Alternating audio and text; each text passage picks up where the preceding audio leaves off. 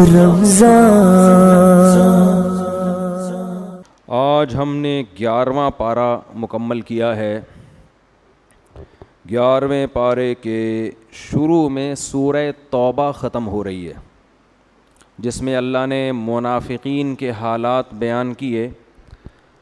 تبوک کی جو جنگ تھی بہت سخت جنگ تھی۔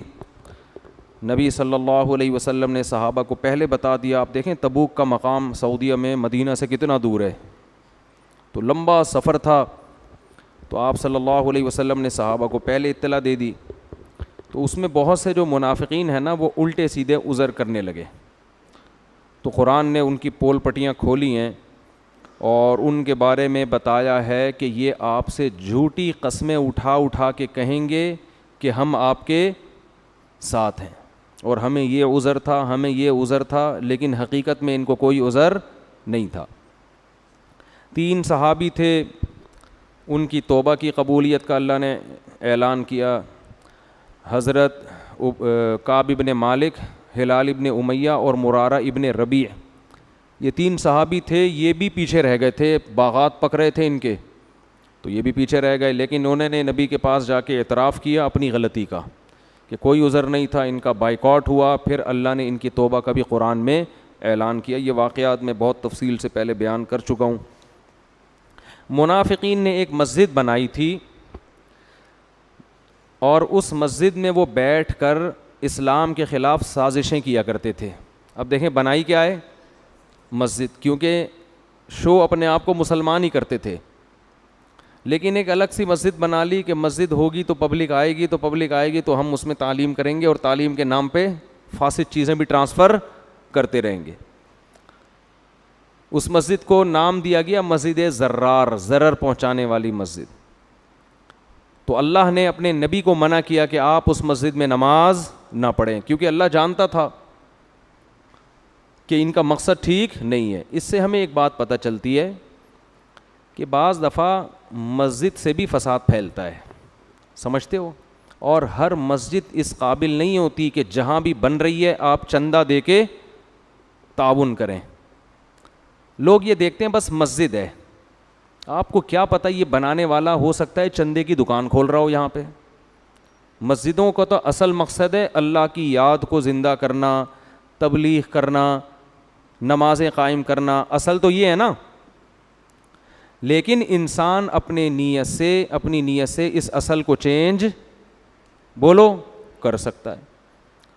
مسجدیں آج کل اللہ کے لیے بھی بنتی ہیں اور بھی کچھ کاموں کے لیے بنتی ہیں جو میں ابھی آپ کو بتاتا ہوں۔ مسجد کا ایک بہت بڑا کردار ہمارے زمانے میں چندے کی دکان بھی ہے۔ کیا ہے؟ چندے کی دکان۔ آپ اگر بے روزگار ہیں، کوئی کام دھندہ آپ کے پاس اگر نہیں ہے، پریشان ہیں، جس کام میں ہاتھ ڈالو نقصان، خربوزے بیچ کے بھی دیکھ لیے، ٹماٹر کا بزنس کر کے بھی دیکھ لیا، پیسہ نہیں آ رہا، اور ظاہر خربوزے ٹماٹر میں آئے گا کتنا پیسہ؟ تو اس کے لیے بعض لوگوں کا یہ طریقہ ہے کہ کسی جگہ پہ جا کے لوگوں کو بتاؤ کہ ہم یہ جگہ پہ مسجد بنا رہے ہیں، اور داڑھی رکھ لو، تھوڑا سا چہرے پہ نور ٹائپ کی 2-3 چیزیں لے آؤ، کبھی تھوڑا سا رو بھی لو، اللہ کے خوف سے پبلک کو دکھا دو، آنسو لے آؤ، پیاز کاٹتے ہوئے نا آنسو آ جاتے ہیں۔ بہت سارے ڈرامے ہیں، میں نے بہت لوگوں میں دیکھے ہیں، تجربے بہت ہیں ہمارے۔ تو چندہ بھی اکٹھا ہوگا، پھر اس میں شٹرنگ ڈال دو، پھر اس شٹرنگ کے نام پہ لاکھوں کروڑوں روپے آپ کے جمع ہوں گے، مسجد بھی بناتے رہو اور ساتھ میں آپ کا کھانچا بھی کھلتا رہے گا۔ میں نے ایسے لوگوں کو بھی دیکھا ہے، بس زیادہ ڈیٹیل میں نہیں جاؤں گا کیونکہ وہ پھر لوگ سمجھ جائیں گے کہ میری بات ہو رہی ہے، صحیح ہے نا؟ اتنا زیادہ ڈیٹیل میں جانا نہیں چاہیے جس سے بندہ سمجھ جائے کہ کس کی بات ہو رہی ہے میری بات ہو رہی ہے، ٹھیک ہے نا؟ تو اس مسجد میں پھر آپ 4 دیواری کھڑی کریں۔ پھر مسجد تو ظاہر ہے چلتی ہی چندوں سے ہے، گورنمنٹ کی طرف سے تو کوئی مسجدوں کو فنڈ ملتا نہیں ہے۔ پھر نوٹ چھاپتے رہیں اور لوگوں کی دعائیں بھی ملیں گی، نوٹ بھی چھاپیں گے، لیکن یہ ایسی چوری اور ایسی ڈکیتی ہے جس میں عزت بھی ہوگی، روحانی مقتدی بھی آپ بنیں گے، امام مؤذن کو رکھ کے اس کی تنخواہ دے کے ان کی دعائیں بھی لیں گے، اور 4.5 نوٹ ایسے چھاپیں گے بہترین کام ہو رہا ہے یہ مارکیٹ میں, زبردست. تو ایک کام اس زمانے میں مسجد کا یہ بھی ہے. تو یہ نہیں کہ جہاں مسجد بن رہی ہے جا کے بس چندہ دے دو, تحقیق کرو یہ بندہ ہے کون. تو یہ دکان بنانے کا بہت بہترین ذریعہ ہے. دوسرا کام مسجدوں سے یہ بھی ہوتا ہے, فرقہ واریت. مختلف قسم کے چینلز پہ غالب آنے کے لیے کوشش یہ کرتے ہیں کہ ہماری ایک مسجد ہونی چاہیے, کیونکہ پبلک جو اکٹھی ہوتی ہے وہ کس پہ ہوتی ہے, بولو, مسجد پہ. تو فرقہ واریت کے نام پہ بھی مسجدیں بنتی ہیں کہ میرا مسلک پھیل جائے, ٹھیک ہے نا. یہ بھی بہت مارکیٹ میں ہول سیل کے حساب سے ہو رہا ہے. یہ بھی ہوتا ہے کہ اس مسجد میں رش چونکہ زیادہ ہے, لوگ بہت آ رہے ہیں, تو ہم بالکل قریب میں ایک بنا لیتے ہیں. حالانکہ ایک محلے میں جب ایک مسجد ہے تو قریب میں دوسری مسجد کی چندہ ضرورت, بولو, نہیں ہے, لیکن بناتے ہیں لوگ. او بھائی ایک مسجد میں اچھا بھلا رش ہے, لوگ آ رہے ہیں, نمازیں پڑھ رہے ہیں, تھوڑا ارلی جانب بنا لو. نہیں جی وہیں بنانا ہے, اسی کے قریب ہی. تو یہ بھی اللہ کی رضا کے لیے نہیں ہے, بس اپنی دکان چلانے کے لیے ہوتا ہے کہ میرے بھی ایک چودراہٹ ہونا, میں اپنی الگ سے بناؤں گا. جیسے عید کی نمازیں ہونی تو چاہیے شہر میں ایک یا دو ہو جائیں یا تین ہو جائیں یا چار ہو جائیں, ہر مسجد میں عید کی نماز ہو رہی ہے. ارے کیا اتنی ہم میں ہمت نہیں ہے کہ میں اپنی نماز چھوڑ کے دوسرے مولوی صاحب کے پیچھے عید کی نماز پڑھ لوں. میں بولوں بھائی سارے مجمع کہاں جائے گا, بولو, وہاں نماز پڑھے گا. میں جب پنجاب میں تھا نا, میں نے 1 مہینے امامت کی, تو عید کا دن آنے والا تھا. تو انہوں نے مجھے کہا کہ مسجد کی انتظامیہ نے عید کی نماز کب ہوگی. میں نے کہا دیکھو تھوڑا سا ارلی جانب مسجد کے امام ہیں, وہ بھی عید کی نماز پڑھاتے ہیں, تو ہمیں کیا ضرورت ہے ہم یہاں عید کی نماز پڑھائیں. ایک بڑا اجتماع ہونا چاہیے نا عید میں. تو عید میں تو کم از کم اتنا کر لیں کہ جو ہر مسجد میں عید کی نماز ہو رہی ہے اس کو ختم کر کے شہر میں 2 بڑے اجتماع کر لیں, 3 کر لیں. تو میں نے کہا سب سے پہلے میں اس کے لیے قربانی دیتا ہوں, میں اعلان کرتا ہوں میری مسجد میں عید کی نماز نہیں ہوگی, میرے سارے نمازی فلاں مولوی صاحب کے پیچھے نماز پڑھیں گے. سمجھ میں نہیں آ رہی بات؟ تاکہ ایسا نہ اس مولوی صاحب کو جب ہم پیغام بھیجیں تو وہ کہیں اچھا میرے والوں کو اپنے پاس لا رہے ہیں, ٹھیک ہے. میں نے کہا ایسا نہیں ہے, ہم اپنے والے کہاں بھیجیں گے, بولو, ادھر بھیجیں گے. ایک نماز ہو, بڑا اجتماع ہو. لیکن کمیٹیاں نہیں مانتی. یہاں بھی میں نے شروع میں جب میں آیا تو اس کی کوشش کی کہ ہماری مسجد میں عید کی نماز, بولو, نہ ہو, بلکہ ہم کہیں تو حبیبیہ میں ہو جائے یا ادھر ہو جائے, ہم بھی وہیں جائیں گے. ایک بڑا اجتماع ہو, ایسی جگہ ہو جہاں کھلا میدان ہو. عید کی نماز تو مسجد میں ویسے ہی مکروہ ہے. نبی ہمیشہ میدان میں عید کی نماز پڑھتے تھے, مسجد میں عید کی نماز عذر سے پڑھی ہے, بارش وغیرہ کے عذر سے, ورنہ نہیں پڑھی. وجہ اس کی یہ ہے کہ عید کی نماز شاعر اسلام میں سے ہے, مسلمانوں کا بڑا دن ہے. تو اللہ کہتے ہیں ایسے کھلے میدان میں بڑے بڑے اجتماع کرو, پوری دنیا دیکھے کہ آج مسلمان کیسے اللہ کا شکر ادا کرتے ہیں, غیر مسلم بھی دیکھیں, اور ہم بند کمروں میں پڑھ رہے ہوتے ہیں. لیکن انتظامیہ کا کہنا یہ ہوتا ہے کہ چندہ نہیں ہوگا. کیا نہیں ہوگا؟ اگر ہم وہاں پڑھیں گے تو یہاں جو چندہ ہوتا تھا وہ, بولو, نہیں ہوگا. تو میں نہیں پڑھاؤں گا تو کسی دوسرے سے پڑھوا لیں گے. تو جو جب پڑھنی ہے تو پھر ہم ہی پڑھا دیں. کیا خیال ہے بھائی؟ یعنی وہ تو اجتماع تو ہو نہیں رہا نا. تو اتنے ہمارے ظرف چھوٹے ہیں کہ ہم دوسروں کے پیچھے عید کی نماز پڑھنے کے لیے بھی تیار نہیں ہیں. یہ تو ہمارے حالات ہیں یار, کہ بھائی ہم کہیں بھائی جو کھلے میدان ہے وہاں جا کے پڑھیں گے, مسجدوں میں نماز بند کرو اس کو. جہاں میدان ہے, جس مولوی صاحب کے قریب میں کوئی میدان ہو نا, تو اس مولوی صاحب سے کہا جائے آپ پڑھائیں گے, ہم سب وہاں پہنچیں گے. عید کی نماز میں بھی چھوٹے چھوٹے 4 آدمی بھی لے کے لوگ کھڑے ہوئے ہوتے ہیں, ٹھیک ہے نا, 4 آدمی. یہ کوئی عید کی نماز ہے؟ قندھار میں جب ادھر حکومت تھی افغان طالبان کی, تو پورے شہر میں ایک عید کی نماز ہوتی تھی. اور جو علماء گئے ہیں وہ بتاتے ہیں اتنا بڑا اجتماع ہوتا تھا, پھر اوپر سے نا وہ جٹ طیارے بھی گھومتے تھے نماز, وہ اور اسلام کی ایک طاقت اور شوکت کو دکھایا جاتا تھا. اور جو ملک کا سربراہ ہے وہ آ کے عید کی نماز پڑھایا کرتا تھا. یہ ایک شاعر اسلام میں سے ہے. تو اتنے چھوٹے, ہر آدمی اخپل طریقے سے چھوٹے چھوٹے عید کے اجتماع کر رہا ہے کہ میرے نمازی وہاں نہ جائیں, ٹھیک ہے نا, چاروں بلے ان کو میں کھینچ کے رکھوں. اور یہ سارا سیٹ اپ چندوں کی وجہ سے ہوتا ہے. مسجدوں کے مصارف پورے نہیں ہوتے تو یہ حساب کتاب ہوتا ہے. ظاہر ہے چندہ ہوگا, چندہ ورنہ چندہ نہیں ہوتا. تو خلاصہ یہ نکلا کہ جیسے منافقین نے مسجد بنائی تھی, نام مسجد کا تھا, کام مسجد والا نہیں, تو آج بھی ایسے لوگ موجود ہیں جو مسجدیں بناتے ہیں, لیکن اس سے بجائے اسلام کو فائدہ ہونے کے کچھ لوگوں کی دکانیں چلتی ہیں, کچھ فرقہ واریت پھیلتی ہے, اور مسجدوں پہ قبضے والے سین تو بہت ہو رہے ہیں. اچھا جگہ قبضہ کرنی ہو تو بھی مسجد, راستوں میں بنا لیتے ہیں مسجد.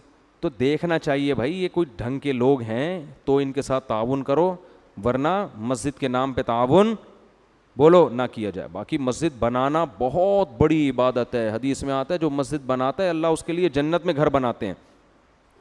تو یہ اللہ نے بتایا. اللہ نے اس میں مجاہدین کی تعریف کی. ان اللہ اشتری من المؤمنین انفسهم واموالهم بان لهم الجنہ. یہ وہ دور تھا جب تبوک میں لڑائیاں ہو رہی ہیں, صحابہ پوری دنیا میں جہاد کر رہے تھے. نبی, میں نے کل پورا ڈیٹیل سے جہاد کا بیان کیا تھا نا. خندق ہوئی, پھر مکہ فتح ہوا, پھر غزوہ حنین ہوئی, پھر تبوک ہوئی. تو بس نبی کے دنیا سے, یعنی نبی جب دنیا سے جا رہے تھے تو بھی لشکروں کو روانہ کر رہے تھے, اور اسی دوران آپ کا انتقال ہوا, اور پھر ابو بکر نے لشکروں کو بھیجنا, اور پھر ہوتے ہوتے ہوتے پوری مہذب دنیا میں اسلامی حکومت قائم ہو گئی تھی. ہارون رشید نے ایک دفعہ بادل کو دیکھ کے کہا کہ تو جہاں بھی برسے گا مجھے غم نہیں ہے, کیونکہ جہاں بھی برسے گا وہاں سے خراج میرے پاس ہی پہنچے گا. اتنی بڑی مسلمانوں کی خلافت اور حکومت قائم ہوئی تھی. تو یہ سب قربانیاں صحابہ نے دی تھیں, تو اللہ نے ان کے فضائل قرآن میں بیان کیے. ان اللہ اشتری من المؤمنین انفسہم, اللہ نے مومنین کی جانوں اور مال کو خرید لیا ہے جنت کے بدلے میں, کہ بھئی میں یہ تم اپنی جان اور مال مجھے دے دو, اس کے بدلے میں تمہیں کیا دوں گا, جنت. اور کیسے؟ یقاتلون فی سبیل اللہ, یہ اللہ کے راستے میں قتال کرتے ہیں. فیقتلون ویقتلون, قتل کرتے بھی ہیں اور قتل ہوتے بھی ہیں. وعدن علیہ حقا فی التوراۃ والانجیل والقرآن, اللہ نے یہ ان سے سچا وعدہ تورات, انجیل اور قرآن تینوں میں کیا ہے. تورات میں بھی انجیل میں بھی اللہ نے صحابہ کے اوصاف لکھے تھے کہ اللہ کی راہ میں لڑیں گے یہ. ومن اوفی بعہدہ, اور اللہ نے بتا دیا جو اللہ سے کیے ہوئے عہد کو پورا کرے گا نا, فاستبشروا, تو اللہ کی طرف سے خوشخبری قبول کر لو. وذالک هو الفوز العظیم, اور پھر اللہ نے ان کی صفات بیان کی صحابہ کی. التائبون العابدون الحامدون السائحون الراکعون الساجدون, کہ یہ اللہ سے توبہ کرنے والے. آج میڈیا پہ صحابہ کے خلاف بہت کچھ بکواس کی جا رہی ہے. وہ جو آپس میں اختلاف تھے, جو سیاسی اختلاف تھے نا,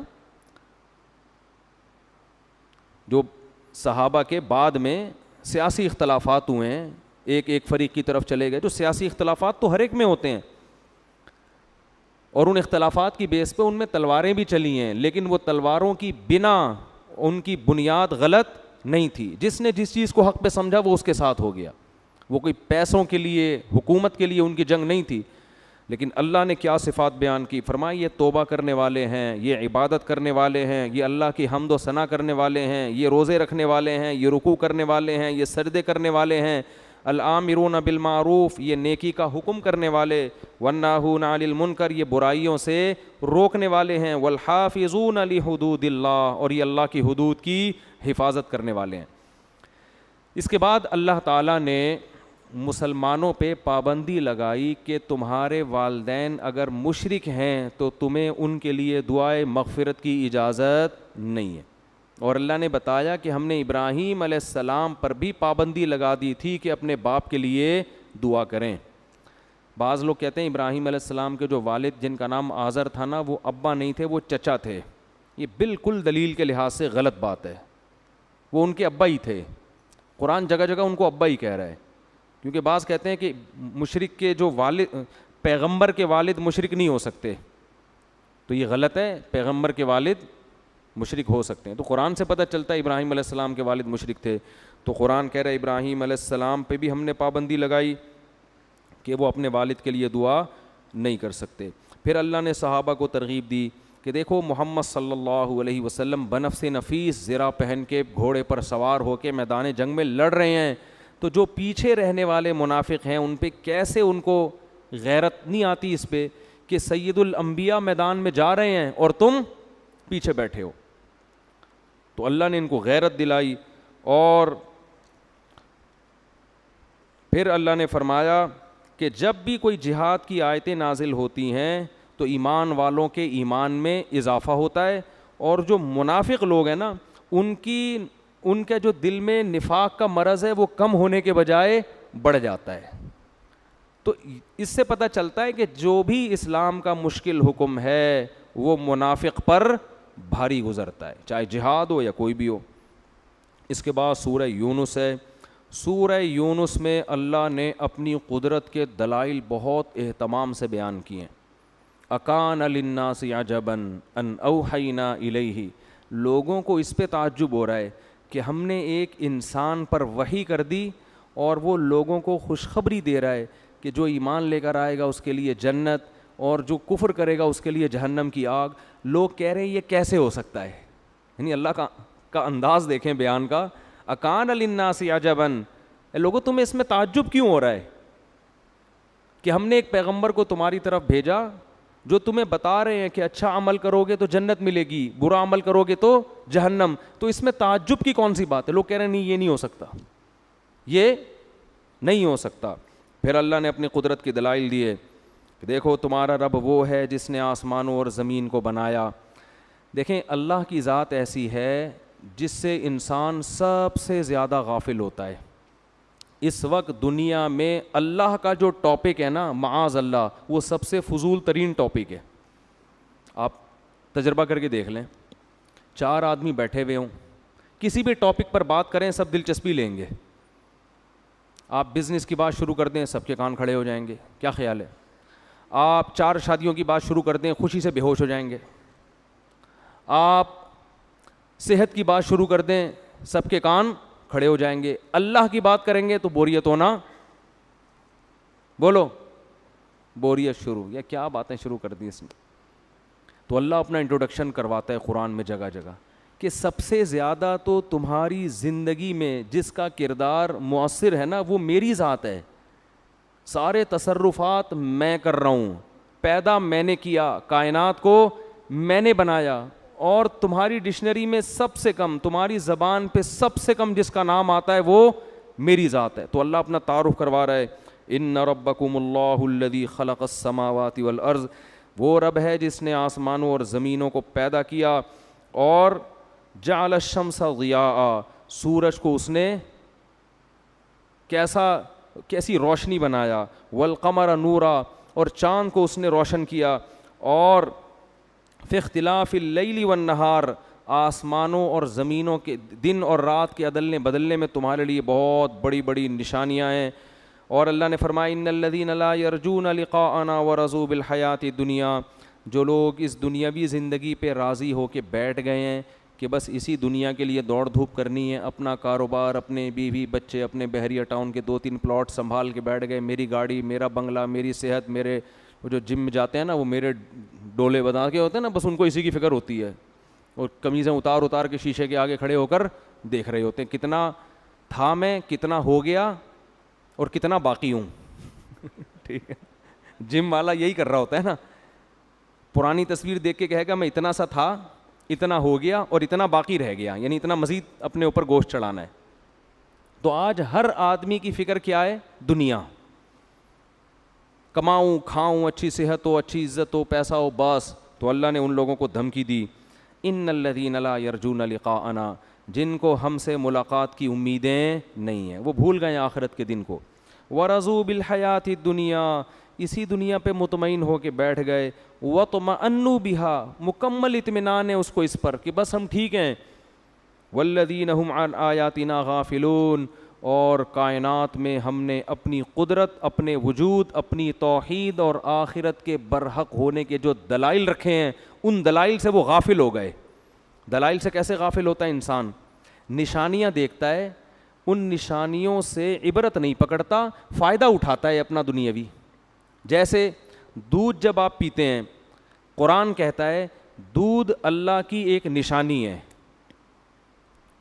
جہاں قرآن نے دودھ کا ذکر کیا نا، تو قرآن کیا کہتا ہے؟ ان فی ذلک لآیات لقوم یتفکرون. اس دودھ میں غور و فکر والوں کے لیے نشانیاں ہیں. کیسے نشانیاں ہیں؟ قرآن کہتا ہے نسقیکم مما فی بطونہ، سوکھا چارہ تم جانور کو کھلاتے ہو. اس سوکھے چارے کو رگڑو، تیل کا ایک قطرہ نظر نہیں آئے گا، لیکن یہ سوکھا چارہ ہم جانور کو کھلاتے ہیں، تھوڑی دیر میں گوبر اور خون کے درمیان سے اسی چارے سے گوبر بن رہا ہے، اسی چارے سے بلڈ بن رہا ہے، اور اسی چارے سے دودھ بن رہا ہے. یہ دودھ اس کے تھنوں میں اتارتے ہیں، اور ایسا مزیدار رنگ، ایسا خالصاً کہ اس میں نہ گوبر کی بدبو نہ خون کی بدبو، نہ گوبر کی رنگت اور نہ خون کی رنگت. اور مزہ کیسا؟ سائغ للشاربین، پینے والوں کے حلق میں پھسلتا چلا جاتا ہے. بنایا کس سے؟ سوکھے چارے سے. کوئی بنا سکتا ہے؟ صبح و شام پی رہے ہیں. تو قرآن کہتا ہے یہ دودھ نشانی ہے ان لوگوں کے لیے جو غور و فکر سے کام لیتے ہیں. اب یہاں سورہ یونس میں قرآن کیا کہہ رہا ہے، اس کو سمجھیں. قرآن کہہ رہا ہے جو ہماری نشانیوں سے غافل ہیں. کیا مطلب؟ نشانیاں استعمال بھرپور طریقے سے کر رہے ہیں، لیکن اس نشانی سے عبرت حاصل نہیں کرتے. آپ دودھ صبح و شام پی رہے ہیں، فائدہ اٹھا رہے ہیں، کیلشیم ملے گا، یہ ملے گا، وہ ملے گا، اس پہ غور کرنے کے لیے تیار نہیں ہے کون سی طاقت اور قدرت ہے جو یہ دودھ، جس نے یہ دودھ کی مشینیں بنائی. یہ مشین خود بخود نہیں بن سکتی. ارے کسی کمپنی میں دودھ پیک ہو کر آتا ہو ڈبے میں، آپ کھول کر پی رہے ہو، کوئی کہے یار یہ کس کمپنی نے پیک کیا، کس نے اس میں ڈالا، آپ کہیں یہ خود بخود ہوا ہے آٹومیٹک، کسی کمپنی نے یہ کام نہیں کیا، مان لو گے؟ بتاؤ کمپنی کا دودھ پیک کر کے ڈبوں میں دکان تک پہنچانا یہ زیادہ عجیب ہے، یا گھاس کھلا کے اس جانور سے خالص دودھ پیدا کرنا یہ اس سے بھی زیادہ عجیب ہے. دودھ کمپنی کا ڈبے میں خود سے پیک نہیں ہو سکتا، یہ سوکھے چارے سے خود سے بن کیسے سکتا ہے؟ اور ایسے بھینس میں پروگرام انسٹال کیسے ہو گئے جو سوکھے چارے سے منو دودھ نکال رہے ہیں باہر؟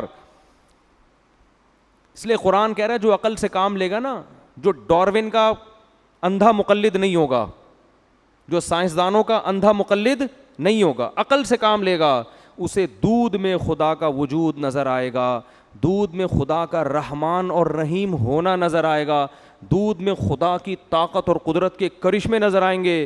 کیسے سوکھے چارے سے ایسا موٹی ملائی اور دیسی گھی والا چکنا گاڑا دودھ میرا رب چند گھنٹوں میں پیدا کر دیتا ہے. شہد بھی یہی ہے. قرآن کیا کہہ رہا ہے سورہ یونس میں؟ جو لوگ ہماری آیتوں سے غافل ہیں.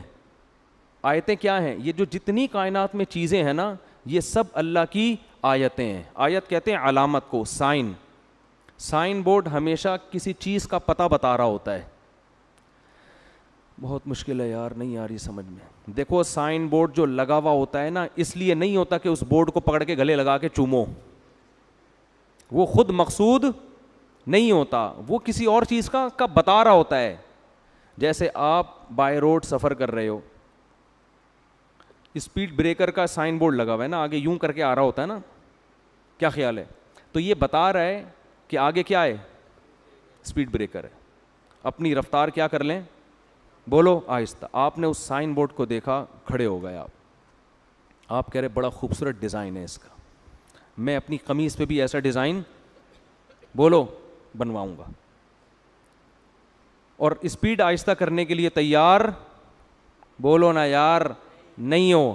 اس کا مطلب آپ اسے سائن بورڈ نہیں سمجھتے، آپ اس کو ایک اسکریپ کے لیے بیچنے کے لیے ایک اچھا، جیسے وہ جو چرسی ہوتے ہیں نا، وہ اس طرح کے سائن بورڈ اکھاڑ کے لے جاتے ہیں. وہ کہتے ہیں یہ تو زبردست چیز ہے یار، اس میں وہ ٹین کی چادر لگی ہوئی ہے، تو یہ گٹر کا ڈھکن جو وہ بیچ دیتے ہیں، تو یہ کیا ہے؟ گٹر کے جو ڈھکن ہے نا، یہ چرسیوں کا بہترین بزنس ہے. اب پتہ نہیں چرسی نظر نہیں آ رہے آج کل، یا تو سارے مر گئے ہیں یا چرس پینا چھوڑ دیے. پہلے بہت نظر آتے, ہیروئن چی بہت ہوتی تھی, چرسی تو اب بھی ہیں, ہیروئن چی نظر نہیں آ رہے. خیر ہیروئن مہنگی ہو گئی ہے, ان کو پتہ ہے بھائی ریٹ مال ہیروئن کے, کہہ رہے ہیں ہیروئن مہنگی ہو گئی ہے اس لیے. ایک چرسی یہاں گھوم رہا تھا, چرس نہیں مل رہی تھی, کسی نے کہا تھانے چلے جاؤ وہاں ملے گی. تو پریشان تھا نا, چرس کہاں سے ملے گی, کسی نے بتایا کہ تھانے کے علاوہ یہ کہیں بھی نہیں, پتہ نہیں سچ کا غلط کا. تو آپ نے کیا کیا, اسی سائن بورڈ کو اصل سمجھ لیا. تو اللہ فرماتے ہیں جو دنیا میں جتنی چیزیں ہیں نا یہ سائن بورڈ ہیں سارے. شہد ہے, دودھ ہے, جانوروں کا گوشت ہے, پہاڑ ہیں, سمندر ہیں, دریا ہیں, مچھلیاں ہیں, کون سی ایسی پھول ہیں, پھول کتنا خوبصورت کھلتا ہے, حبم متراکبا, اور جو دانے نکلتے ہیں نا اناج, وہ اناج کی تہیں چڑھی ہوئی ہوتی ہیں, ایسے ترتیب سے دانے نکلتے ہیں. بھٹے کو دیکھ لو, مکئی کا کیسا خوبصورت دانے ترتیب سے, انار کے دانے کیسے پیکنگ ہوتی ہے ان کی, ذات الاکمام, ان کے اوپر کم ہوتی ہے, کم پیکنگ ہوتی ہے. کیلے کو دیکھو کیسی خوبصورت پیکنگ. ہر چیز اللہ قرآن میں کہہ رہا ہے کہ یہ کیا ہے, نشانی. کیا مطلب, اسے دیکھ کر یہ علامت ہے کسی اور چیز کی, یہ علامت ہے اس بات کی کہ یہ کائنات خود سے نہیں بنی. اگر بنی ہوتی ایسی عجیب و غریب چیزیں اس میں نہ ہوتی, خود سے ایسا کچھ بن نہیں سکتا. اس بات کی علامت ہے اسے کسی نے بنایا. نمبر 2, اس بات کی علامت ہے وہ اکیلا ہے, کیونکہ ایسی طاقت اور قدرت کسی اور کے پاس نہیں ہے, اس جیسا کوئی دوسرا نہیں ہے. اس کی بھی علامت ہے وہ انسانوں پر بڑا مہربان ہے. اس کی بھی علامت ہے اس نے بلا وجہ لوگوں کو پیدا نہیں کیا, ورنہ کیوں اتنے احسانات کر رہا ہے, بس ویسے ہی مارنے کے لیے. اس کی بھی علامت ہے کہ اس نے آزمائش کے لیے پیدا کیا, کون شکر کرے گا اور کون ناشکری. اور اس کی بھی علامت ہے کہ جب شکر ہوگا تو اگر ثواب نہیں مل رہا اس شکر کا اور گناہ کا عذاب نہیں مل رہا تو پھر شکر کا فائدہ نہیں اور ناشکری کا نقصان نہیں. تو یہ اس کی بھی علامت ہے کہ قیامت قائم ہوگی اور شکر گزاروں کو بدلہ ملے گا اور ناشکروں کو عذاب ملے گا, کیونکہ اس دنیا میں بدلہ نہیں ملتا. تو ان سب چیزوں کی نشانیاں ہیں.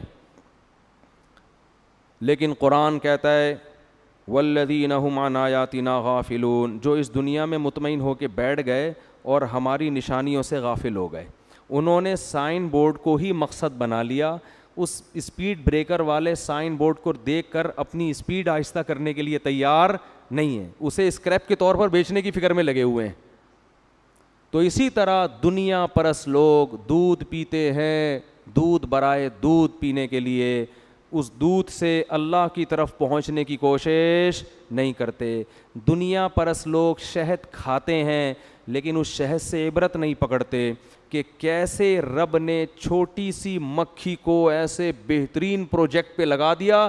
یہ پروجیکٹ تو میرے بھائی آپ بحریہ ٹاؤن کا مالک بھی اگر کسی کو دے نا ایسا خوبصورت پروجیکٹ مزدوروں کو, وہ اتنی خوبصورت کنسٹرکشن نہیں کر سکتے کہ اس میں کڑوے پھلوں کا رس چوس کے اتنا بہترین کیسا شیرہ میٹھا تیار کر رہے ہیں, اور صحت کے لیے مفید کتنا زیادہ ہے وہ, کیسی محنت.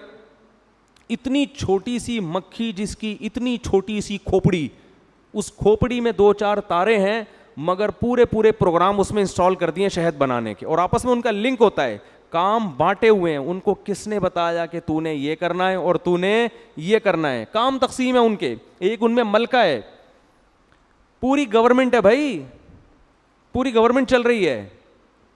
کیسے ان کی سلیکشن ہوتی ہے ملکہ کی, اور آپس میں اختلافات میں کیسے باقاعدہ شہد کی مکھیوں میں فائٹ ہوتی ہے. جب نر تعداد میں زیادہ ہو جائے نا, کچھ مکھیاں ان نر مکھیوں کو مارنے کے لیے بیٹھی ہوئی ہوتی ہیں کیونکہ وہ ماحول خراب کریں گے. کہتے ہیں نا فیملی کے ساتھ آئیں پارکوں میں, اس وجہ سے کہ بھائی یہاں سب عورتیں گھوم رہی ہیں, 2-4 لونڈے لپاڑے گھس گئے تو کیا کریں گے, ماحول خراب. تو گارڈ بیٹھا ہوا ہوتا ہے ڈنڈوں سے کوٹنے کے لیے, دفعہ یہاں پہ, کہتا ہے نا. بالکل یہی کام شہد کی مکھیاں کر رہی ہوتی ہیں کہ نروں کی تعداد اگر زیادہ ہو گئی تو یہ ماحول کیا کریں گے, بولو, خراب کریں گے. تو وہ مارتی ہیں, ان کو قتل کرتی ہیں. پورا ایک سسٹم ہے, اتنا پیچیدہ سسٹم. قرآن کہہ رہا ہے اوحا ربک الی النحل ان اتخذی من الجبال بیوتا. یہ شہد کی مکھی کسی اتفاقی حادثے کے نتیجے میں پیدا نہیں ہوئی ہے.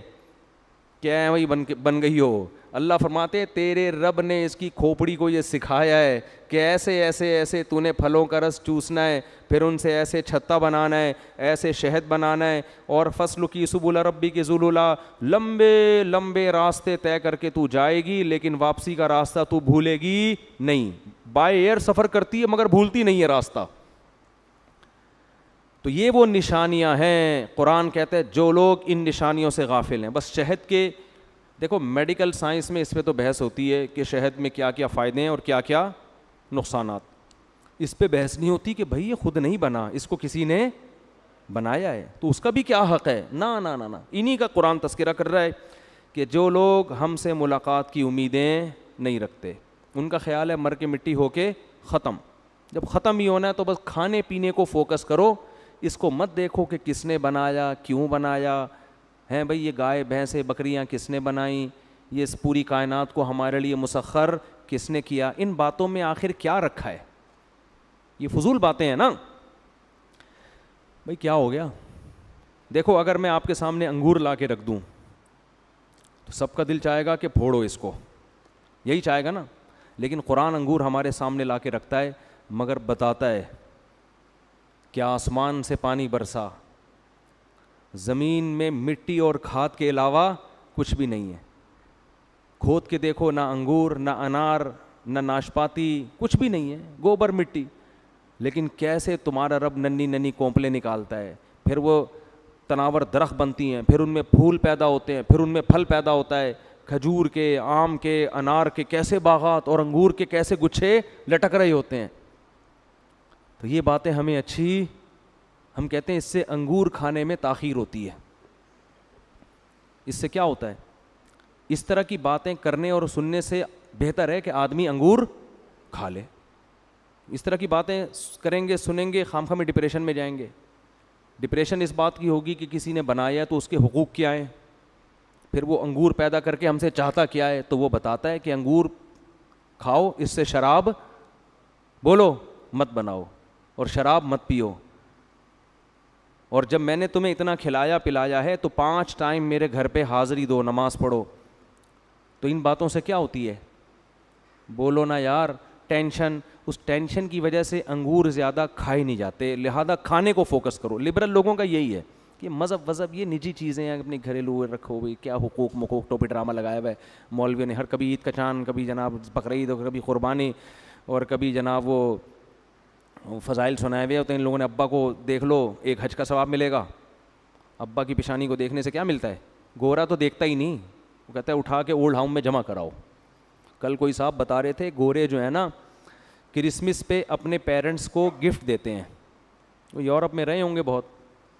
گورے کرسمس پہ اپنے پیرنٹس کو کیا دیتے ہیں, گفٹ. ہر گورا دیتا ہے, اور 6 مہینے سے ڈھنڈورا پیٹنا شروع کر دیتا ہے کہ میں کیا دوں گا, گفٹ دوں گا. 6 مہینے سے بتانا. اور گفٹ میں کیا, چاکلیٹ کا ایک ڈبہ, ایک اماں کے لیے اور ایک بولو ابا کے لیے. یہ بہت اچھے قسم کے گورے جو ہیں نا, جنہوں نے کریم لگا کے گورے نہ ہوئے ہوں, واقعی گورے ہوں وہ, یہ ان کی حالت. یار کیا ایک چاکلیٹ کا ڈبہ پکڑا کے, وہ بھی کرسمس پہ. اور ہمارے یہاں, میں جب وہ مجھے واقعہ سنا رہے تھے میں نے کہا ہمارے یہاں ایسا نہیں ہوتا. ہمارے یہاں عید پہ والدین ہمیں عیدی دیتے ہیں. سمجھ میں نہیں آ رہی بات.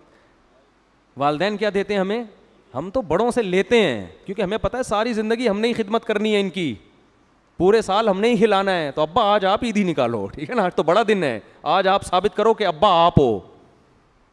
ہمارے حضرت نے گاڑی خریدی نا, بہت بڑی VIP گاڑی. تو کسی نے پوچھا آپ کو اتنی مہنگی گاڑی لینے کی ضرورت کیا ہے. حضرت نے فرمایا میرے بیٹوں نے بہت اچھی گاڑی لی ہے تو میں ان سے بھی اچھی گاڑی لینا چاہتا ہوں, یہ بتانے کے لیے کہ باپ میں ہوں. باپ کون ہے, ایسا نہ ہو گاڑی دیکھ کے ان کی گاڑی میری گاڑی سے اچھی ہو تو گاڑی دیکھ کے لوگ سمجھیں کہ یہ باپ ہے اور یہ کون ہے, بیٹے ہیں. تو فرمایا جب انہوں نے ایسی گاڑی خرید لی تو میری اس سے اچھی ہوگی, تاکہ جب روڈ پہ چلے نا تو پتہ چلے یہ ان کا باپ جا رہا ہے. یہ کیا جا رہا ہے. بعض وکیل جو ہے نا, وکیل وہ اتنے ہوشیار ہوتے ہیں کہ ججز بھی ان سے ڈرتے ہیں. جج تو سینئر ہوتے ہیں نا, وہ وکیل جونیئر ہوتا ہے, لیکن بعض وکیل اتنے ہوشیار کہ جج ڈرتے ہیں. تو مجھے کسی نے واقعہ سنایا, کہہ رہے ہیں میں کہیں کورٹ میں تھا تو ایک وکیل آیا, تو اس نے کوئی منشی سے کہا کہ جج کو بتاؤ کہ فلاں آیا ہے. تو جج کی سمجھ میں نہیں آیا, تو یہ آیا منشی کہنے لگا جی وہ سمجھ میں نہیں آیا. تو وکیل نے کہا جج صاحب سے کہو تمہارا باپ آیا ہے. صحیح ہے, جج صاحب سے کہو تمہارا باپ آیا. جب یہ کہا نا تمہارا باپ آیا, وہ سمجھ گیا کون آیا. یہ وہی وکیل ہوگا جو اپنے آپ کو میرا کیا سمجھتا ہے, باپ سمجھتا ہے. تو ہمارے حضرت نے گاڑی لی, اتنی مہنگی گاڑی, وہ کویت کے شہزادے سے خریدی تھی. تو حضرت نے فرمایا میں نے اس لیے لی ہے تاکہ لوگ یہ سمجھیں کہ باپ کون ہے. جب میری گاڑی جائے گی نا روڈ پہ اور بچوں کی گاڑی, تو لوگوں کو گاڑی دیکھ کے پتہ چلے گا یہ باپ ہے ان کا. تو بھائی عزت تو ہمارے معاشرے میں والدین کی ہے. وہ کیا چاکلیٹیں کرسمس پہ پکڑا دیں, پوری ذمہ داری والدین کی اولادی کے ذمے ہے. کھلانا بھی ہے, پلانا بھی ہے, سب کچھ, ساری رسپانسبلٹی یہ گورنمنٹ کی نہیں ہے, یہ اولاد کی ہے. یہ خیر, اب جب لبرل لوگوں کو یہ بتاؤ کہ باپ کی پیشانی کی طرف دیکھنے سے حج کا ثواب ملتا ہے, اماں کے پاؤں میں جنت ہے, ان کو یہ سب باتیں کیا لگتی ہیں؟ وہ کہتے ہیں چھوڑو, ترقی کرو ترقی کرو, ایک دن رکھ لو اس میں مدر ڈے اور ایک دن رکھ لو اس میں فادر ڈے, بس اتنا کافی ہے. بیوی کو سمجھایا جا رہا ہے کہ شوہر کے کا احترام کرو, اس کی اجازت کے بغیر گھر سے باہر نہیں نکلو, یہ جو ہے نا اس کو راضی کرو گی تو جنت ملے گی. تو یہ سب وہ لوگ باتیں کریں گے جو اللہ کی ان نعمتوں کو نشانیاں سمجھتے ہیں, اور ان کو پتہ ہے کہ ہم نے قیامت کے دن اللہ کے حکام کا جواب دینا ہے. اسی طرح مرد کو مجبور کیا کہ اس سے محبت کرو, اس کا خرچہ اٹھاؤ. اولاد کے حقوق ہیں, بہت ایک حقوق کی طویل فہرست ہے. تو اللہ قرآن میں کہتے ہیں جن کو ہم سے ملاقات کی امیدیں نہیں ہیں, جو یہ سمجھتے ہیں کہ مر کے مٹی ہو کے فنش, تو ان لوگوں کی حالت کیا ہے؟ رضو بالحیات الدنیا, وہ دنیا کی بھی زندگی پہ خوش ہو گئے ہیں. بس یہی ٹھیک ہے بھائی. یہاں اگر کوئی ٹینشن ہے تو ان کو ٹینشن ہوتی ہے, خوشی ہے تو ان کو حقیقت میں خوشی, کیونکہ وہ سمجھتے ہیں سب کچھ یہی ہے. وَطْمَأَنُّوا بِهَا, اور مطمئن ہو گئے. تو اللہ فرماتے ہیں وَالَّذِينَ هُمْ عَنْ آيَاتِنَا غَافِلُونَ, اور یہ ہماری نشانیوں سے غافل ہے. ان نشانیوں سے عبرت نہیں پکڑتے, اللہ کی طرف پہنچتے نہیں ہیں, بس ان نشانیوں کو فوکس کیا ہوا ہے, کھا رہے ہیں ان کو. ان کے بارے میں اللہ نے سزا بیان کی, اولئک مأواہم النار, ان کا ٹھکانہ آگ ہے, آگ. کیونکہ یہ سمجھتے ہیں کہ ہم نے اس دنیا کو بیکار پیدا کیا ہے, صرف لائف کو انجوائے کرنے کے لیے پیدا کیا ہے, انٹرٹین کرنے کے لیے پیدا کیا, انٹرٹینمنٹ کے لیے پیدا کیا. بس پوری کائنات تمہارے لیے مسخر کر دی اور تمہارے ذمے کوئی کام ہم نے نہیں لگایا. تو اللہ فرماتے ہیں یہ وہ لوگ ہیں نسوا اللہ فنسیہم, یہ اللہ کو بھول گئے, اللہ قیامت کے دن ان کو بھول جائے گا. سورہ اعراف میں اللہ نے فرمایا کہ جہنمی جنتیوں سے کہیں گے ان افیضوا علینا من الماء او مما رزقکم اللہ, کہ تم ہمیں تھوڑا سا پانی دے دو, یا جو نعمتیں اللہ نے تمہیں دی ان میں سے کچھ ہمیں دے دو. تو جنتی کہیں گے ان اللہ حرمہما علی الکافرین, اللہ نے یہ ان کافروں پر حرام کر دی ہیں. تم تو کافر کا مطلب تم تو انکار کرتے تھے نا جنت اور جہنم کا, تمہیں تو یہ سب چیزیں مذاق لگتی تھیں. تم تو یہ کہتے تھے یہ مولویوں نے لوگوں کو نا مجمع اکٹھا کرنے کے لیے اپنی دکانیں چلا رہے ہیں اور جنت جہنم اور حوروں ووروں کے نام پہ بیوقوف بنائے ہوئے, تم تو یہ کہتے تھے. تو آج کس بیس پہ مانگ رہے ہو؟ اور پھر قرآن کہتا ہے الذین اتخذوا دینہم لہوا ولعبا, یہ وہ لوگ تھے جنہوں نے اپنی زندگی کو کھیل کود بنا لیا تھا. لہوا ولعبا, لہو واللعب انٹرٹینمنٹ, بس خوش رہو خوش کرو بس. تبھی تو آپ دیکھو نا غیر مسلم یا جو اللہ کو نہیں مانتے وہ لوگ ہر وقت اس کی خوش میں لگے رہتے ہیں, کسی طرح ہم اپنے آپ کو بس انٹرٹین کریں, ہم کوئی اور یعنی خوش رہنے کی کوشش, ہر آنے والا دن پہلے سے زیادہ لذیذ ہو, مزے اڑائیں, بس مزے کی زندگی ہو. تو اللہ فرماتے ہیں یہ وہ لوگ تھے جو اپنی پیدائش کے مقصد کو بھول گئے. دینہم لہوا ولعبا, دین کو کیا بنا لیا تھا؟ کھیل اور تماشا. یاد رکھو اس آیت میں وہ غیر مسلم میں داخل ہے جو آخرت سے غافل ہے, وہ سمجھتا ہے یہ دنیا ہی سب کچھ, اس نے بھی اپنی زندگی کو کھیل کود بنایا ہوا ہے بس. اور اس میں وہ مذہبی لوگ بھی داخل ہیں جنہوں نے اپنے مذہب کو کھیل تماشا بنا لیا ہے, کچھ رسومات کو مذہب کا نام دے دیا ہے.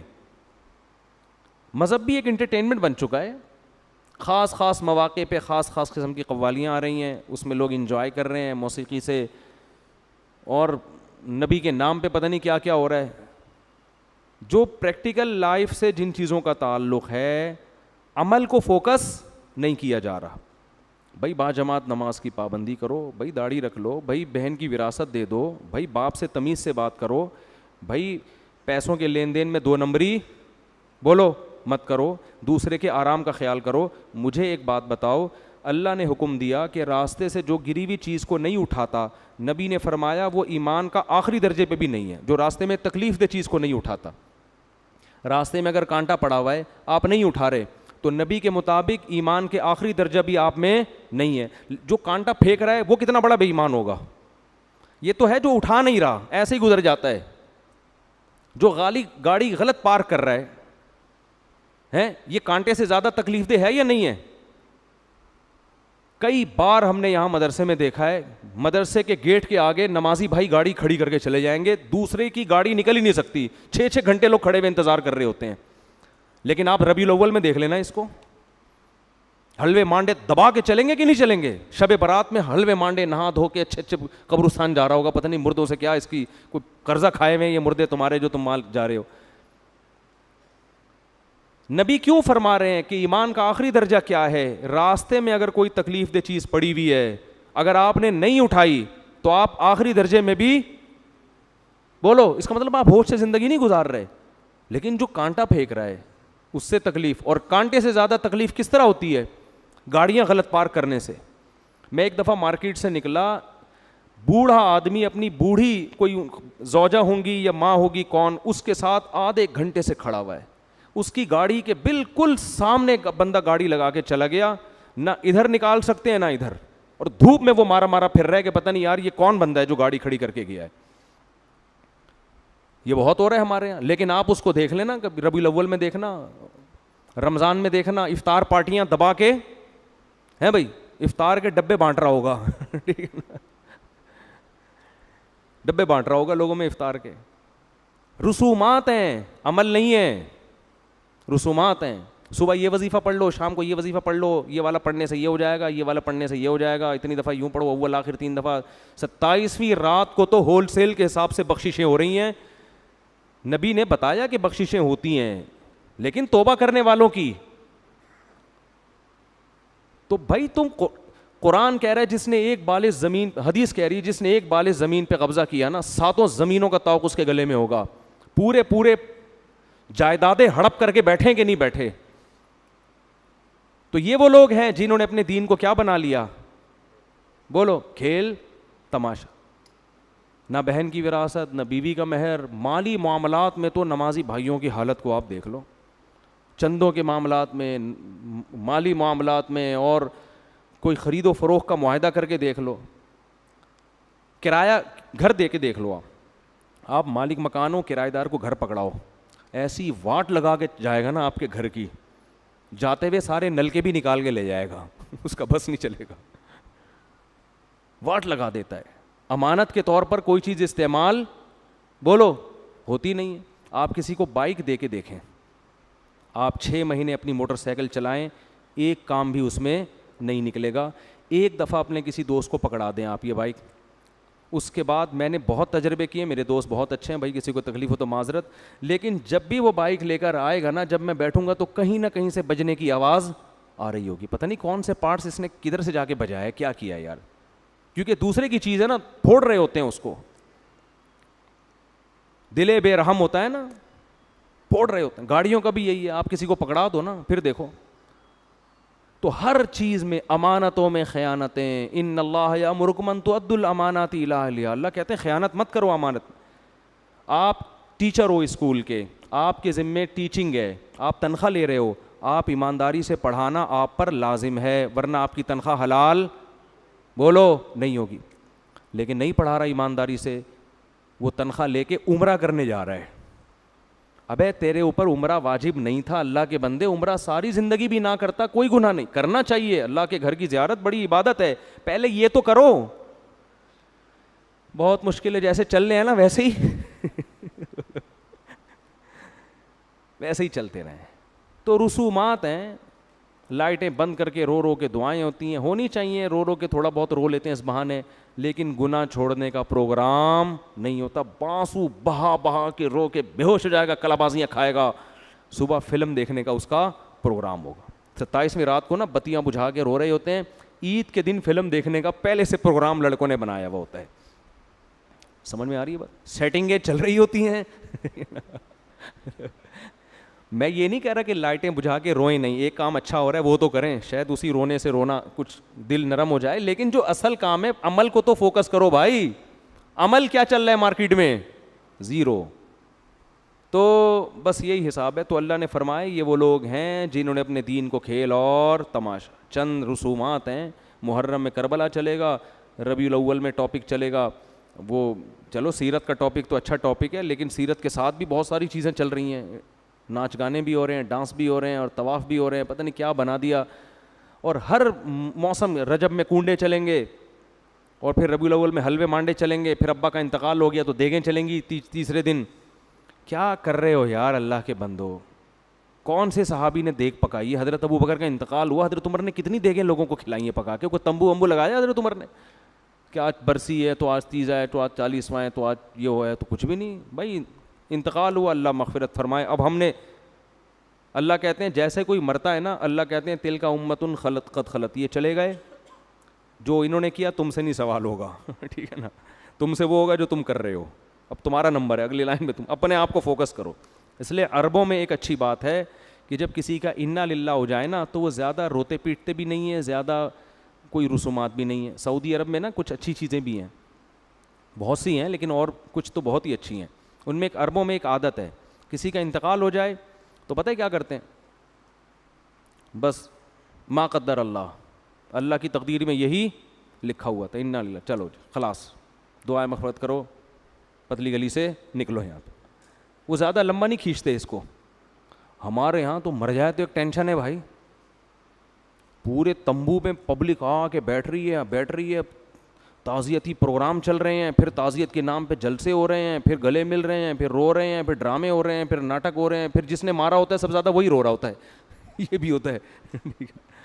اتنے لمبے لمبے پروگرام, پھر آج برسی ہے, پھر آج یہ ہے. بھائی یہ سب نے جانا ہے, موت کے لیے اللہ نے پیدا کیا.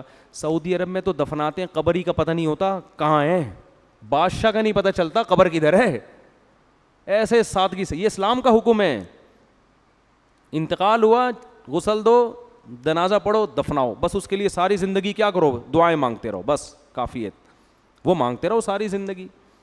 ہمارے یہاں تو پروگرام ہوتے ہیں موت کے بھی بھائی. اور کے پی کے میں چلے جاؤں نا دیہاتوں میں, بندہ مر جائے, پبلک کی کوشش ہوتی ہے جو زندہ ہے ان کو ٹینشن دے کے مارو, وہ کیوں گیا ابھی. ہر آدمی آ رہا ہے دعائے خیر, وہ کہتے ہیں خیر اللہم صلی علی محمد, مغفرت کی دعا کی, پھر یوں. دوسرا بندہ آیا, آپ کے ابا کا انتقال ہو گیا, دعائے خیر کرو, چلو دعائے خیر, بیٹھا ہوا ہے نا وہ وہیں پہ بیچارہ, دعائے خیر اللہ تعالیٰ مغفرت, چلو.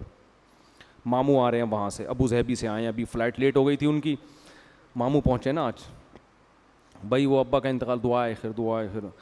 25 آدمی ایٹ اے ٹائم وہاں تمبو میں ہر وقت موجود ہونے چاہیے جو تعزیتی لوگوں کو ریسیو کرنے کے لیے. 3 دن ان کا دبا کے خرچہ ہوگا, جو آئے گا کھانا بھی کھائے گا, چائے بھی پیے گا, 6 کپ چائے پیے گا, وہ چائے کے لنگر چل رہے ہوتے ہیں. 3 دن تو بیڑا غرق ہو گیا. جس کے کوئی انتقال ہوا ہے نا, وہ اس کے مرنے پہ اتنی ٹینشن میں نہیں آ رہا ہوتا. وہ کہتے ہیں ابا یہ اتنے رشتے دار چھوڑ کے جو آپ گئے ہو, فیملی پلاننگ والے صحیح کہتے ہیں کہ تھوڑے مختصر فیملی ہونی چاہیے. 2-4 آدمی آتے, تعزیت کر کے نکل جاتے. 8 بچے تو زیادہ ہونے چاہیے, لیکن یہ تو نہیں نا کہ اس کو بیچارے کو جہنم بنا دو یار. پھر کوئی آئے گا دعائے خیر, جو دعا نہیں, ہاتھ نہیں اٹھاؤ تو مار دیں گے جان سے. میں اچھا ایک دفعہ گیا, میں بڑا سندھ میں گیا نا, وہاں بھی یہی رسم تھی. اب کسی نے بتایا کہ ان کے کسی کا انتقال ہو گیا تھا, تو اب یہاں آپ جا رہے ہیں تو آپ نے دعا ضرور کرانی ہے. میں نے کہا انتقال ہوئے ہوئے مہینہ ہو گیا یار, ان سے کہو بس ہو گئی دعا. میں نے ارادہ کیا میں یہ ہاتھ اٹھا کے دعا نہیں مانگوں گا, ایک رسم بن چکی ہے نا. تو میں بیٹھا ان کے گھر میں, انہوں نے چائے وائے یہ جو بھی تھا انتظام اور گپ شپ اور یہ وہ, اور پھر وہ ایک صاحب آئے کہنے لگے مفتی صاحب دعا کرا دیں, انتقال ہوا ہے. میں نے کہا دل سے دعا ہے, اللہ ان کی مغفرت فرمائے, ان کے درجات کو بلند فرمائے, کافی ہے انشاءاللہ, اللہ نے چاہا مغفرت ہو جائے گی. انہوں نے کہا اچھا چلو ٹھیک ہے. پھر گپ شپ، پھر وہ کہنے لگا حضرت ابا کا انتقال دعا کرا. میں نے کہا بھائی دیکھو میں بھی ڈھیٹ بنا ہوا تھا. میں نے کہا دیکھیں مجھے یہ تھا بھائی 3 دن سے بھی زیادہ ہو گئے نا, اور یہ 1 مہینے سے پروگرام چل رہا ہے, مجھے پتہ ہے جو بھی آ رہا ہے وہ بیٹھے گا. تو میں نے کہا میری دلی دعا ہے اللہ ان کی مغفرت فرمائے, ان کے درجات کو بلند فرمائے, اور آپ کا غم ہے بہت افسوس ہوا بہرحال. اور پھر کوئی دوسرا ٹاپک شروع ہوتا. میں تعزیت کے لیے نہیں گیا تھا, میں تو ویسے ہی کسی کام کے لیے گیا تھا. پھر تھوڑی دیر میں حضرت دعا بہت زیادہ ہو گئی نا, میں بھی ڈھیٹ. میں نے کہا نہیں. اچھا پھر کیا ہوا, کھانا, وہ بیان تھا میرا تو کھانے کا بھی انتظام تھا. بیان ہوا, بیان کے بعد کھانا ہم نے کھایا. پھر مجھے کہا کھانے کی دعا تو کرا دینا. میں نے پھر کھانے کی کرا دی کہ یا اللہ ان کے رزق میں برکت دے, کھانا کھایا, بات ختم ہو گئی. پھر وہ لے کے گئے مجھے آفس میں. اب ان کی کوئی بزنس تھا, آفس تھا, سارے کولیگ ان کے آ گئے. پھر کہنے لگے ابا کے لیے. میں نے کہا یار ایسا نہ ہو ابا قبر سے نکل کے آ جائیں, دعا کرا دے ورنہ میں تجھے چھوڑوں گا نہیں. میں نے جان چھڑانے کے لیے میں نے کہا اچھا بھائی کرا رہا ہوں, تم بڑے ڈھیٹ ہو یار, تم چھوڑو گے نہیں. تو میں نے دعا کرے اللہ ان کے ابا کی مغفرت کر دے. اللہ یہ میرا اسٹائل تھا, یہ مجھے نہیں چھوڑیں گے اگر تو نے ان کو معاف. یہ قیامت کے دن آئیں گے کہ اگر کچھ ہوا نا ابا کو, قیامت کے دن پھر گھیر لیں گے, دوبارہ کراؤ. ٹھیک ہے نا. تو میں نے کہا بھائی بہت, تو کے پی کے والے تو اس سے بھی زیادہ سخت ہوتے ہیں, یہ تو سن تھا نا. تو ان کے ہاں تو ایسا ہے کہ آپ گئے, آپ نے ہاتھ نہیں اٹھایا, مار دیں گے بھائی, اگلا جنازہ کس کا ہوگا. مجھے وہاں کے لوگ خود بتاتے ہیں کہ ہم تنگ آئے ہوئے ہیں اس رسم سے. کوئی مر جائے 3 دن تمبو لگا کے بیٹھنا, اور 3 دن سے بھی زیادہ, پھر اتنا خرچہ ہوتا ہے, اتنا خرچہ, اتنا ٹائم. عربوں میں بڑی اچھی, وہاں کے علماء ایسا نہیں کرتے. کے پی کے میں جو صحیح اہل علم لوگ ہیں وہ تو اجتناب کرتے ہیں, عام لوگوں کی بات کر رہا ہوں. عربوں میں یہ سب سیٹ اپ بولو نہیں ہے بھائی, انتقال ہو گیا چلو سب السلام علیکم, فون پہ ہی تعزیت ہو گئی السلام علیکم. افسوس جو قریب لوگ ہیں نا بس وہ تعزیت کریں, زیادہ نا پوری قوم آ جاتی ہے اٹھ کے. پھر وہ مجھے یہ لوگوں نے بتایا ایک گاؤں میں کسی کا انتقال ہوتا پورا گاؤں وہاں پہنچتا ہے, پھر ادھر انتقال ہو تو یہ سب سمیت وہاں پہنچے, پھر ادھر انتقال ہوا تو وہ 6 گاؤں مل کے وہ اتنا پورا ایک سیٹ اپ چلتا ہے. تو بھائی عمل کو فوکس کرو, کس کو, عمل کو. اللہ تعالی ہم سب کو سمجھنے کی عمل کی توفیق عطا فرمائے. وما علینا الا البلاغ. سوال لڑکی کے باپ کا نام یہ ہے فلانا ڈمکانا, استخارہ نکلوانا ہے. استخارہ نکالنا ہے, لڑکی کے ابا اماں کا نام بتایا, دولہا کا, اور دونوں کی دوسری شادی کرنی ہے. استخارہ نکالیں. استخارہ کسی کا باپ بھی نہیں نکال سکتا, سمجھ رہے ہو. جو کہتا ہے نا میں نے استخارہ نکال کے دیا ہے وہ جھوٹ بول رہا ہے. استخارے میں نکلتا کچھ ہے ہی نہیں. استخارہ ایک دعا ہے, اے اللہ جو بہتر ہے مقدر کر دے, بس کرنا وہی ہے جو کھوپڑی میں آ رہا ہے. نکلے گا بولو کچھ بھی نہیں. خام خام استخاروں کی بھینٹ نہ چڑھایا کرو اچھے رشتوں کو. اچھا رشتہ ملتا ہے کہتے ہیں استخارہ نکالا اس میں نیگیٹو آیا, اچھا بھلا رشتے کا انکار کر دیتے ہیں. اور غلط رشتہ استخارے میں پازیٹیو آ گیا, ساری زندگی کی ٹینشن پال لیتے ہیں. ایک صاحب کہنے لگے استخارے کے بعد اگر کہیں ذہن جا رہا ہے تو وہ کام کریں. میں نے کہا استخارے سے پہلے بھی دماغ میں جو بات آ رہی ہے وہی کام کرنی ہے, استخارے کے بعد میں جو بات دماغ میں آ رہی ہے وہی کرنی. دنیا میں اس سے بڑا بے وقوف کوئی نہیں ہے کہ دماغ میں آ کچھ اور رہا ہے اور کر کچھ اور رہا ہے. تو کرنا دماغ جو اللہ نے دیا ہے وہ اس لیے تو دیا ہے کہ اس میں جو آئے گا وہ کرو گے آپ. تو استخاروں میں صرف دعا ہے, اس کی اور کوئی حیثیت نہیں ہے. وما علینا الا البلاغ. مسافہ نہ فرمائیں.